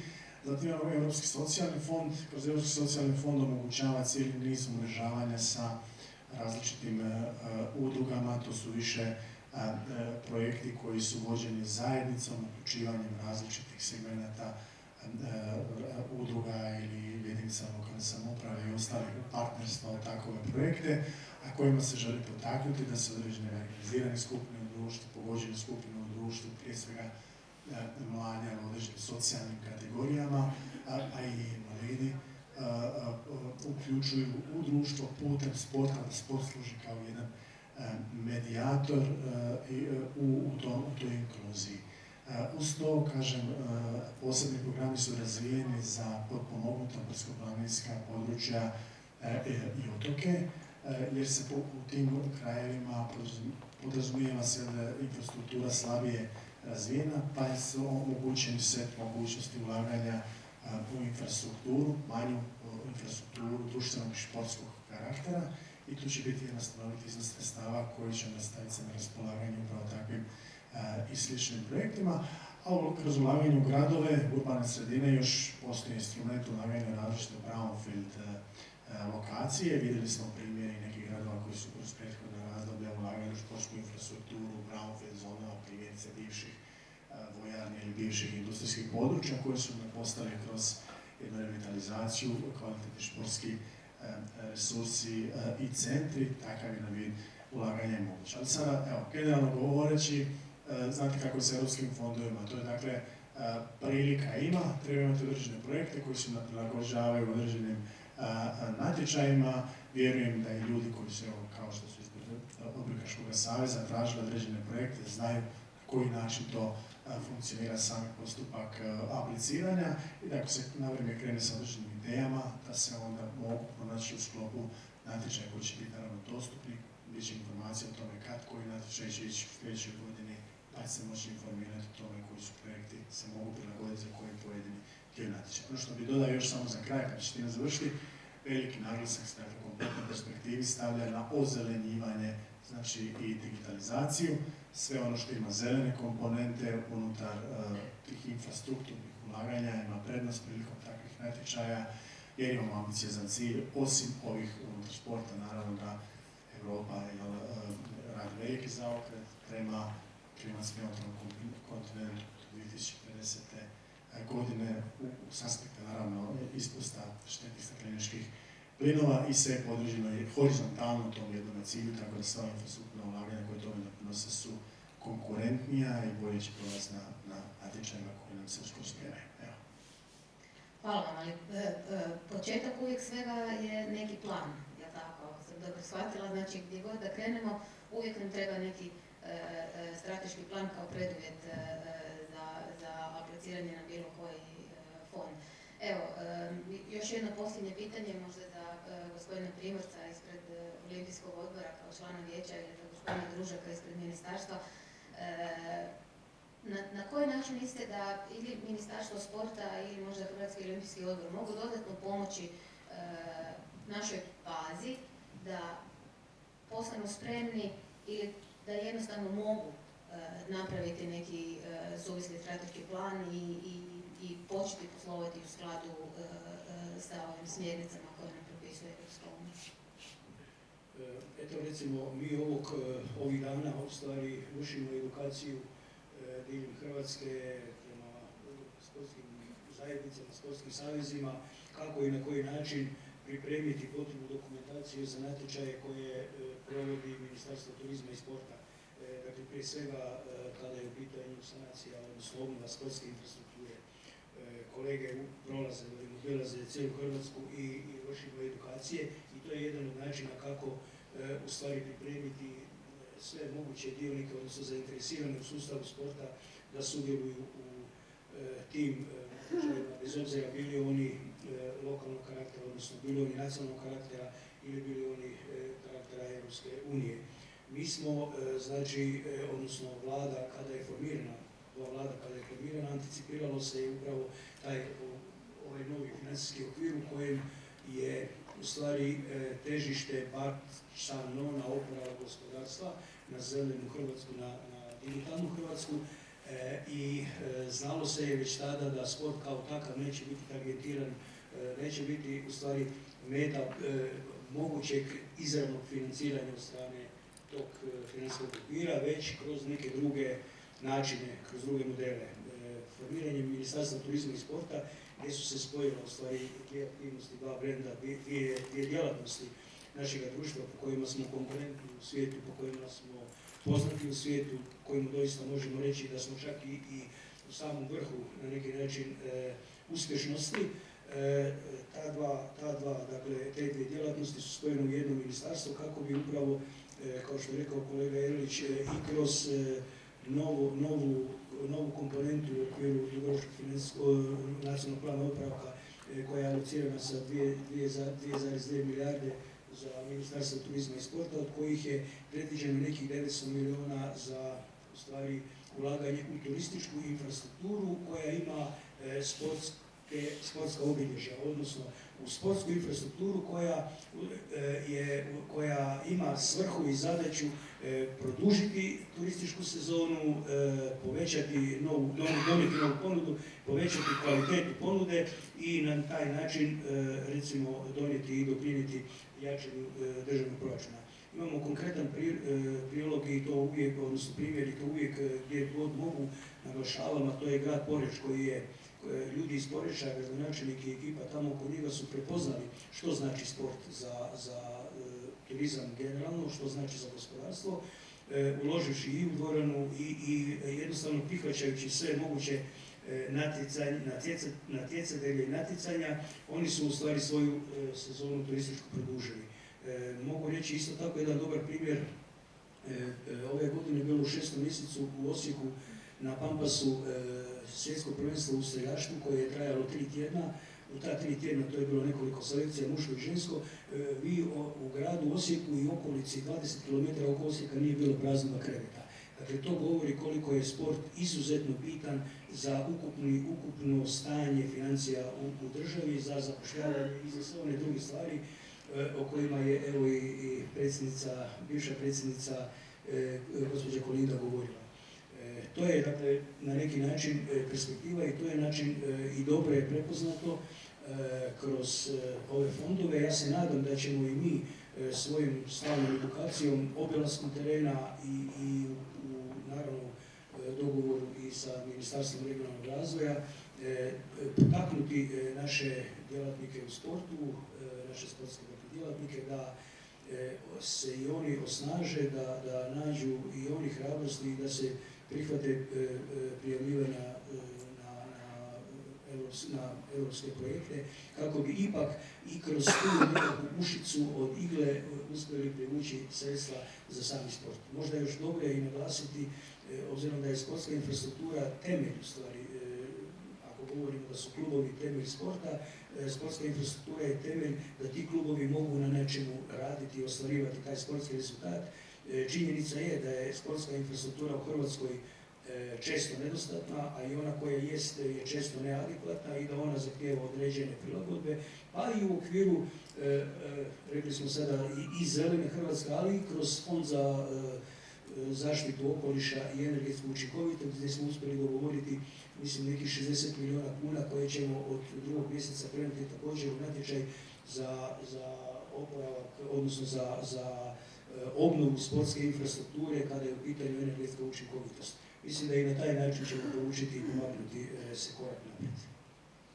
Evo, gospodin Trim. Hvala lijepo. Ja ću samo 2 komentara. Ovdje vidim moje prijatelje, vrhunske hrvatske sportaše. Mislim da je njima isto uloga, trebamo dati puno jaču ulogu. Jer koliko god mi govorili o sportu, oni svjedoče da iz svojih malih sredina njihovi životni putovi su doveli do samog vrha osvajača olimpijskih medalja i sl. To ono što sam ja koristio, na primjer, tijekom mog ministarskog mandata. A reći vam jedan podatak zbog čega je toliko forsiran školski šport. Ante moj to zna i Polinda. Radi se samo o jednoj stvari. Ljudi koji žive sport, prepoznat će ovo što ću ja reći. Za 2 godine će biti 40 godina od kad sam osnovao prvi VTF klub u Južnoj Hrvatskoj koji se zove Kosunar Toppers. Kroz taj klub je prošlo 15.000 mladih, više sam prestao brojiti crne pojaseve. Mislim da ih je oko 120 crnih pojaseva, vice prvaci države svijeta i tako. Znate kako je sve počelo? U školskoj športskoj dvorani. I to je, na primjer, meni bio motiv. Zbog čega smo od 2004. godine do 2009. ovdje sjedi Darko, koji čita mobitel sada, Darko, pogleda vama. Tu su nam i kolege iz školskog sportskog saveza. Bravo, i oni su tu. Izgradili smo 179 školskih športskih dvorana od 2004. do 2009. godine. I država je apsolutno pokazala koliko drži do sporta, kao što sad čini. I to je jedan moment koji treba iskoristiti. Po meni, pored evropskih fondova koji su nama nužnost, pokazujemo jednu određenu konkurenciju i tako dalje, država uvijek mora imati za strateške prioritete vlastiti novac. I ja mislim da Hrvatska ide u sjajnom smjeru. Ja sam inače uvijek puno optimizma kad je pitanje sporta i ova tema koju ste vi do sad dotakli, mene neizmjerno obradovala i reću, Ante, tebi jedno iznenađenje. Od trenutka kad ste vi imenovali direktora, najmanje 3 saveza idu tim putem, jedan od njih je moj tekvando savez. To pokazuje koliko vas ljudi prate i koliko ljudi vjeruju u to što radite. Mislim da to je jedan odličan kompliment i ja vam na tome čestitam. Hvala. Hvala, iskreno hvala vam svima. Drago mi je da je ova tema pobudila interes i u svijetlu svih ovih velikih mogućnosti koje se pružaju u hrvatskom sportu u budućnosti. Ja se nadam da je ovaj naš projekt i ovaj alat koji je sada dostupan će biti od pomoći. Pitao me netko od novinara dok smo davali izjave da li smo planirali raditi neke edukacije ili pomagati klubovima da ga koriste. U ovoj fazi nismo, međutim ukoliko se pojavi potreba za bilo kakvom vrstom pomoći, mi smo spremni organizirati radionice i edukacije u sve naše klubove i zainteresirane sportske djelatnike naučiti kako da nauče ono što smo naučili mi. Evo, hvala svima još jednom. Možda samo prije nego što završimo i ovaj panel i našu današnju konferenciju, da otvorimo prostor za pitanja, ukoliko netko ima neko pitanje za postaviti našim gostima. Evo, tu smo još par minuta, gospođa Polinda mora žuriti. Evo, Duda.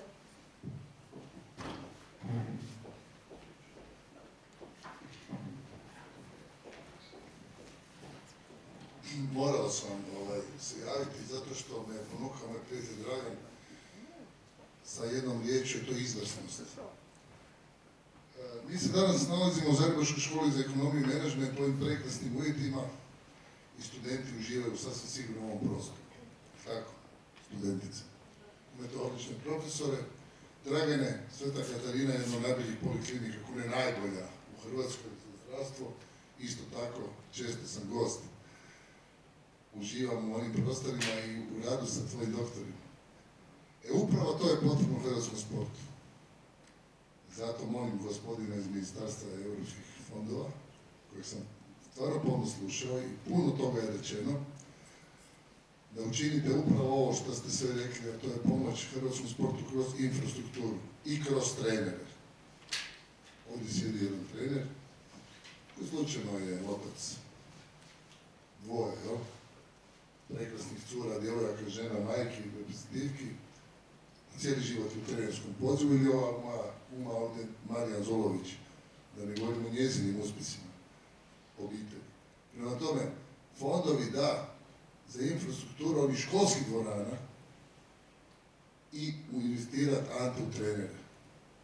U trenere u svim dijelovima Hrvatske. Dom odbojke je nužna potrebna klima za ljeto i za zimu grijanje. Tako. Evo, jedan projekt koji može saživjeti vrlo brzo iz ovih projekata, ja ne mogu ponoviti riječi od ministra, pomoćnika ministrice, koji je on to sve upotrijebio. A sami rezultati hrvatskih sportaša, jučer smo svjedočili, Marčinko, Orange Ball, osvojila u ženskoj parovima prvi put u povijesti 75 godina, Filipu Zopčiću, bivša predsjednica, draga Kolinda, dobro zna koliko su svi ostali sportaši učinili na promociji. Ponosno govorim ovo sve zato što je Hrvatski odbojkaški savez partner Hrvatske turističke zajednice, tako, u strateškim marketinškim projektima i nadam se da će to ostati u sljedećem periodu. Odličan projekt, ovo što smo čuli danas i želim vam puno sreće.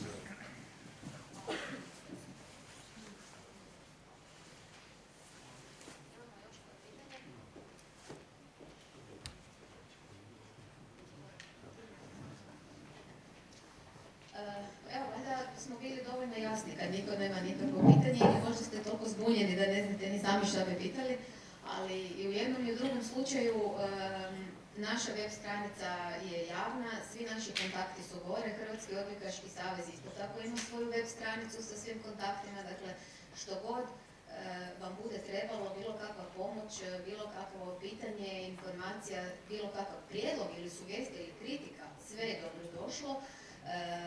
Mi smo vam na raspolaganju, nadam se da smo opravdali vaše povjerenje danas, da niste izgubili ova 2 sata vremena, nego da su stvarno bili informativni i korisni. Još jednom hvala svim našim panelistima, našim divnim gostima. Evo, nadam se da je ovo samo početak jednog uspješnog druženja za buduće i da je ovo tek prvi u nizu naših sastanaka kako unaprijediti i poboljšati hrvatski sport. Hvala još jednom.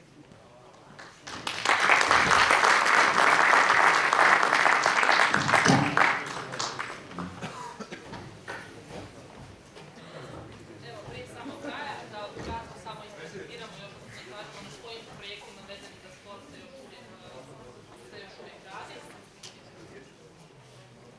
Jedan od projekta na kojima radi Zagrebačka škola ekonomije i menadžmenta je i Microlearning Entrepreneurship for Athletes, projekt isto u sklopu Erasmus plus programa. Ono što je glavni cilj ovoga projekta jest razviti programe, odnosno kratke sadržaje u trajanju od 15 do 20 minuta koji će sportašima pomoći da savladaju i ono najteže gradivo, odnosno mi na ženi imamo program za aktivne sportaše. Kroz ovaj projekt želimo sportašima ponuditi da od početka mogu razviti ono što se zove dualna karijera, odnosno da mogu biti profesionalni sportaši, ići na pripreme, natjecanja, stalno putovati i biti nekada i na treninzima 2 do 3 puta dnevno. Partneri na kojima radimo kroz ovaj projekt su neki od najvećih sportskih centara koji imaju razvijene već takve sustave za obrazovanje sportaša. To su WHU iz Njemačke, Stockholm School of Economics iz Švedske, Hrvatski olimpijski odbor Srbije, Olimpijski odbor Slovenije te Olimpijski odbor Bosne i Hercegovine. Mi smo trenutno je projekt u tijeku, pozivamo vas da preko naše službene stranice za ŠEM.hr i preko službene stranice MLEA projekta pratite naše rezultate i kako se projekt razvije. Također ćemo po završetku projekta imati sličnu završnu konferenciju kako bismo predstavili rezultate projekta.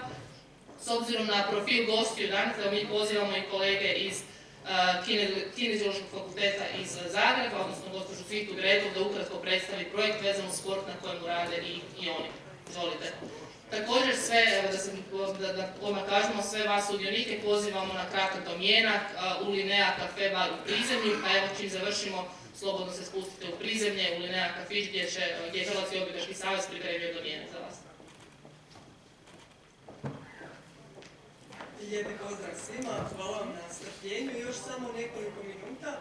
Čast mi je što sam u ovakvom društvu sa ljubiteljima sporta, sportskim djelatnicima i sa svima onima kao i ja što imaju isti cilj, a to je pomoći našim sportašima.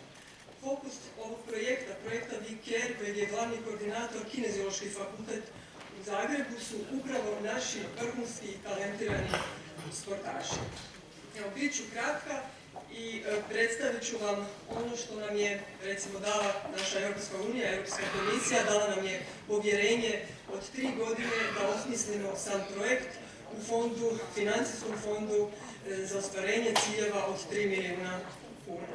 To je nekakav odraz njihovog povjerenja prema nama da ćemo ciljeve projekta i ostvariti. Isto tako, opravdanje važnosti samog projekta. A srž projekta sadržana je upravo u pitanju na koje vam neću davati odgovor, jer ga vi svi dobro znate. Naši vrhunski sportaši, talentirani sportaši pokazuju i imaju vrhunske rezultate. Ali, opet, zapitajmo se imaju li oni adekvatnu brigu, odnosno ono što naši strateški dokumenti kažu skrb. Što je to briga za sportaša ili skrb za sportaša? To su dva područja, dva aspekta našeg statusa, a to su zdravlje u sportu, ono što je najrizičniji aspekt zdravlja, to je prevencija ozljeda i naravno obrazovanje. Zdravlje i obrazovanje preduvjeti su za ostvarivanje i razvoj ne samo sportaša, nego cjelokupnog pojedinca za razvoj sretnog, uspješnog i naravno društveno korisnog pojedinca. A svi mi znamo da sportaš nakon 25 godina života, 30, 35, velika je sreća tu u pitanju, treba postati i ostati ne samo onaj koji proizvodi vrhunski rezultat na koji smo svi mi ponosni, nego da to na najbolji mogući način prenese dalje u svoj rad i ostatak života, odnosno da na taj način doprinosi sportu i tako postane društveno koristan. Kroz koje aktivnosti u ovom projektu We Care mi želimo ostvariti ova dva cilja za sportaša? Kroz kontinuirano praćenje, stalnu komunikaciju, direktnu komunikaciju sa sportašem i pružanjem podrške, odnosno savjetovanja tim našim sportašima. I sve to, znači komunikacija, praćenje sportaša i naravno savjetovanje, nadajmo se, bit će objedinjeno, nadajmo se, zato i u zagradi, u Nacionalnom centru za brigu i razvoj sportaša. Centar za brigu i razvoj sportaša, odnosno njegovo osnivanje, ujedno je i glavni ishod projekta We Care. Znači, osnivanje centra za brigu i razvoj sportaša. Hoće li on biti nacionalni? To ne ovisi samo o Kineziološkom fakultetu, ne ovisi samo o meni i brojnim mojim mladim suradnicima u samom projektu, pa i drugima, nego ovisi o svima nama. I zato ovo nije samo naš projekt, nego je to projekt svih nas tu prisutnih i pozivam vas da komuniciramo, da se ujedinimo, jer svi želimo, kao što sam na početku rekla, najbolje našim sportašima i želimo da ostvare svoje pune potencijale. Nekoliko još riječi, kada je projekt u pitanju, nije samo nacionalni projekt, nije samo hrvatski projekt. U projektu sudjeluje 7 zemalja iz različitih dijelova svijeta i 10 partnerskih institucija. Nije samo cilj osnivanje nacionalnog centra u Hrvatskoj, u Zagrebu, nego je cilj osnivanje, i osnivaju se, neki su već osnovani centri u Ljubljani i u Novom Sadu, znači i Srbija i Slovenija osnovat će po ovom modelu projekta upravo Centar za brigu i razvoj sportaša. Naravno, uz znanja, uz najbolje primjere dobre prakse iz Španjolske, Norveške, SAD-a i Islanda. I tu smo ponosni na vrlo kompetentne partnere, vrlo priznate partnere kao što je primjerice Oslo Sports Trauma Research Center iz Norveške i High Performance Center iz Barcelone, odnosno San Cugat des Valles pored Barcelone, što su ujedno, kažem, i primjeri dobre prakse u svijetu za svoja područja. Jedno za područje obrazovanja, drugo za područje prevencije ozljeda. I ovako bi taj centar trebao okvirno, sa malo informacija, znači nastojim biti vrlo jednostavna, izgledati. Znači, centar bi se osnovao pri, evo ja recimo promatram naš naš sustav sportski kroz brojne potencijale. Valjda je to moja profesionalna deformacija zato što radim sa mladim ljudima, mladim sportašima koji su postali studenti i vidim i u sportu, pa i u sportskim djelatnicima ogroman potencijal koji nije iskoristiv. Dobro upravljanje nam je tu i zato čestitam Hrvatskom odbojkaškom savezu na ovom projektu, jedan od ključeva, ali isto tako ujedinjenost prema istom cilju. I vidim potencijale koji se samo trebaju ujediniti, komunicirati i ići prema tom cilju i sve ćemo ostvariti. Znanja ima dovoljno. I zato smo mi ove centre osmislili na način da su oni već, da iskoriste postojeće resurse, bili oni ljudski ili infrastrukturni, koji su sadržani primjerice na našim ovim područjima, znači u Sloveniji, Srbiji i Hrvatskoj, pri kineziološkim, odnosno sportskim fakultetima. A to su, kad govorimo o stručnoj podršci, naravno kineziolozi, bili oni terapeuti ili treneri, liječnici, psiholozi, tutori, sportski znanstvenici, analitičari podataka, znači svi oni koji daju stručnu podršku sportašima. Već postoje. Isto tako, ne samo što se tiče infrastrukture i ljudskih resursa, nego i materijalne infrastrukture i dvorana također postoje na tim institucijama, odnosno fakultetima. I osim toga, znači, iskorištavamo te potencijale i stvaramo nešto novo, što je danas i strategija Europske unije, da se digitaliziramo, odnosno stvaramo digitalnu platformu koja će nam između ostalog i omogućiti one ciljeve komunikacije i praćenja sportaša, stvaranja baze o sportašima, koja nam ne samo služi za ovaj projekt, nego nam može poslužiti i za dobro upravljanje, odnosno za donošenje odluka koje su temeljene na stvarnim informacijama i stvarnim situacijama u praksi i potrebama, naravno, naših sportaša.